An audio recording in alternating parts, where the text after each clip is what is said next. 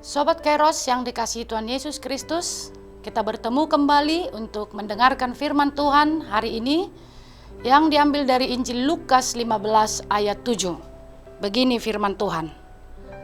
Aku berkata kepadamu, demikian juga akan ada sukacita di sorga karena satu orang berdosa yang bertobat, lebih daripada sukacita karena 99 orang benar yang tidak memerlukan pertobatan.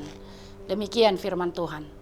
Sobat Kairos yang Tuhan kasihi, pernahkah saudara merasa tidak dihargai oleh dunia karena kegagalan atau kesalahan yang telah dilakukan? Dunia seringkali mengukur nilai seseorang berdasarkan prestasi, kekayaan, dan status sosial.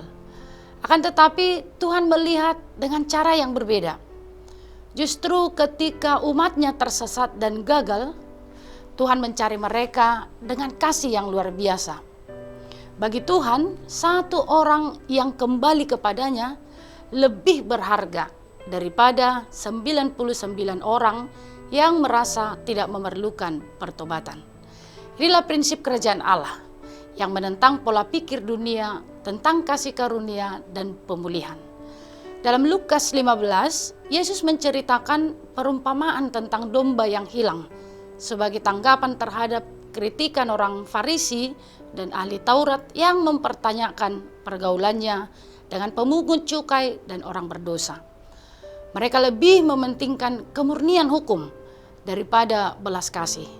Tetapi bagi Yesus, Allah adalah gembala yang tidak hanya menghitung jumlah domba yang masih ada, tetapi juga dengan gigih mencari yang hilang. Ini bukan sekedar kisah emosional, melainkan gambaran nyata dari kasih Allah yang penuh pengorbanan. Dalam perjalanan hidup, mungkin ada saat-saat ketika saudara merasa tersesat, terasing, atau merasa tidak layak di hadapan Tuhan. Kabar baiknya adalah Allah tidak menunggu kita kembali sendiri, tetapi sebaliknya Dia datang mencari umatnya. Kasih-Nya aktif, penuh kesabaran dan tanpa batas. Dia tidak berhenti sampai kita ditemukan dan dipulihkan. Perumpamaan tentang domba yang hilang memberikan gambaran tentang hati seorang gembala sejati. Seorang gembala menjaga domba siang dan malam, melindungi mereka dari pemangsa dan bahaya. Jika satu domba hilang, dia tidak menunggu sampai hari berikutnya untuk mencarinya. Karena penundaan bisa berarti kematian bagi domba itu. Begitulah kasih Tuhan kepada kita. Dia tidak ingin seorang pun dari anak-anaknya hilang. Sobat Kairos yang Tuhan kasihi, pertobatan bukan sekedar mengubah kebiasaan secara lahiriah, tetapi juga perubahan hati dan cara pandang yang selaras dengan kehendak Allah. Seperti Raja Daud yang dengan rendah hati mengakui, aku sudah berdosa kepada Tuhan. Kita harus memahami bahwa dosa bukan hanya kesalahan terhadap sesama, tetapi juga pelanggaran terhadap Allah yang penuh kasih dan setia. Pertobatan sejati melibatkan penyesalan yang tulus. Kita bersedih bukan karena ketahuan berbuat dosa, tetapi karena kita telah menyakiti hati Allah. Yang luar biasa adalah bagaimana surga merespon pertobatan ini. Ada sukacita besar di hadapan Allah dan para malaikat ketika satu orang berdosa bertobat. Ini menunjukkan betapa besar kepedulian Allah terhadap setiap jiwa yang kembali kepadanya. Selanjutnya, kita perlu memahami bahwa pertobatan bukanlah peristiwa sekali seumur hidup, melainkan gaya hidup. Setiap hari kita dipanggil untuk hidup dalam pembaharuan dan meninggalkan dosa. Saat kita benar-benar bertobat, hati kita diperbarui oleh kasih dan kuasa Allah.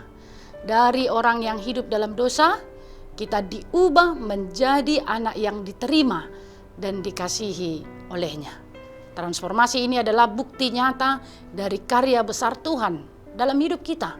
Sobat Kairos yang Tuhan kasihi, perumpamaan domba yang hilang bukan hanya berbicara tentang pertobatan pribadi kita, tetapi juga panggilan untuk menjangkau mereka yang tersesat Kita perlu berdoa agar Tuhan melalui Roh Kudus-Nya memampukan kita untuk berbelas kasih dan membawa orang berdosa kepada keselamatan.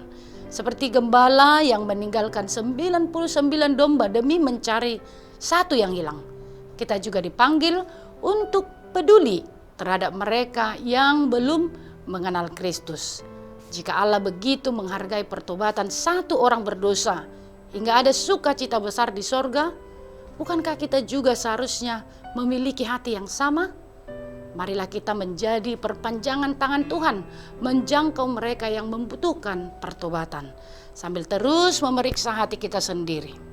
Hari ini, mari kita renungkan apakah kita sudah mengalami pertobatan sejati. Apakah kita juga rindu membawa orang lain kepada keselamatan? Tuhan memanggil kita bukan hanya bertobat, tetapi juga menjadi alat kasih-Nya bagi yang tersesat.